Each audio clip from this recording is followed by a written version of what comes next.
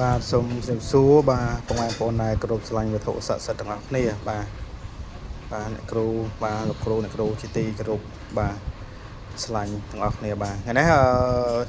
ខ្ញុំបាទសាងព្រះអង្គស្ដេចវេស្សវណ្ណបាទ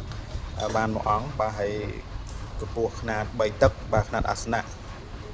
បាទហើយរបស់ដល់ភ្ញៀវកំងបាទប្រភេទឈើនឹងនួនបាទបងប្អូនណាប្រភេទឈើនឹងនួន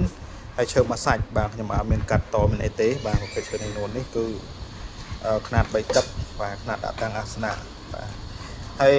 សម្រាប់ផ្លុកសម្រាប់ចង្គមនេះគឺយើងដាក់ផ្លុកណាបាទយើងដាក់ចំណិតផ្លុកបាទដើម្បីមើលទៅឲ្យវាច្បាស់លិចបាទបើយើងដាក់ឈើយើងមើលមកថ្មីយើងមើលដឹងចង្គមដឹងអីទេបាទអញ្ចឹងយើងដាក់ចេះទៅស្អាតបាទស្ដេចវេស្សវណ្ណបាទ3តឹកធំបាទຂະຫນាត3តឹកធំព្រាត់បាទស្អាតហើយក្បាច់រចនាគឺយើងចម្លាក់ឆ្លាក់ដោយដៃ 100% បាទហើយសម្រាប់បងប្អូនដែលគាត់ចង់កំងបាទអាចទៅមកខ្ញុំបានបាទទាំងຂະຫນាតអាសនៈទាំងຂະຫນាតបតោងគ្រប់ប្រភេទបាទស្អាតហើយមើលប្រឡាំងគឺយើងលេងក្បាច់បាទទាំងអស់និយាយចំទៅមកតួដងខ្លួនគឺក្បាច់ទាំងអស់បាទ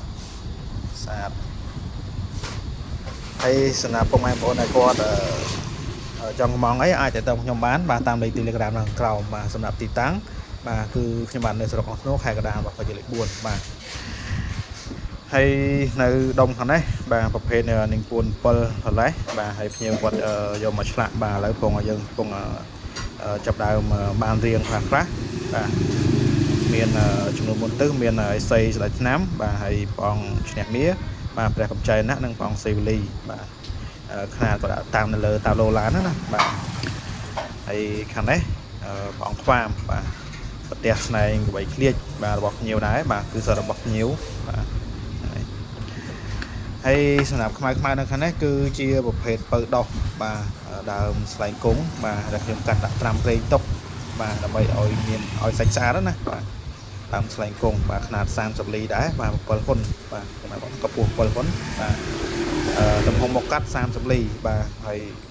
មកកង់នេះគឺនៅជាប់ជាមួយនឹងខាងនេះបាទនេះគឺប្រភេទពៅដោះនេះបាទបងប្អូនមើលសាច់បាទសាច់ដែលយើងមិនទាន់ត្រាំប្រេងហើយសាច់យើងត្រាំប្រេងហើយបាទស្អាតបាទហើយនេះគឺខ្ញុំដាក់នៅក្នុងកណ្ដុងនេះគឺខ្ញុំដាក់ខ្សាច់ហើយនឹងទឹកបាទដើម្បីឲ្យវាដុះស្អាតទេណាបាទយើងដាក់នៅតាំងនៅកន្លែងយើងលក់រស៊ីអីបាទ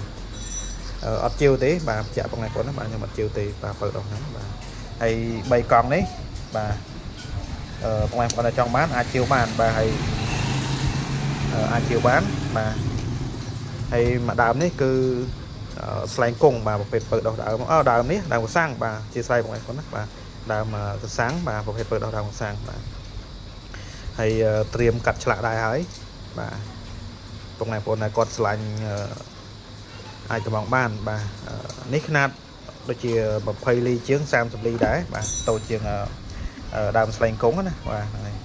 សាច់ស្អាតបាទបងប្អូនយើងត្រាំប្រេងសាច់ស្អាតបាទជាពិសេសនៅជាប់ដើមនេះគឺស្អាតបាទសាច់ស្អាតជាងយើងត្រាំប្រេងទៀតបាទប៉ុន្តែយើងត្រាំប្រេងទៅដើម្បីឲ្យសាច់មាំស្អាតសាច់តាន់សាច់ឡងស្អាតណាយើងឆ្លាក់ទៅគឺសាច់កមួនស្អាតបាទអញ្ចឹងសម្រាប់បងប្អូនគាត់ចង់កំងអីអាចកំងបានបាទហើយតេតងតាមលេខ Telegram មកបាទខ្ញុំនឹងបញ្ជាក់ព័ត៌មានជូនបងប្អូនអរគ្នាបាទហើយអញ្ចឹងវីដេអូនេះមានតែប៉ុណ្្នឹងទេបាទហើយសូមជម្រាបលាបាទបងប្អូនតែប៉ុណ្្នឹងបាទអរគុណច្រើននិងជម្រាបលា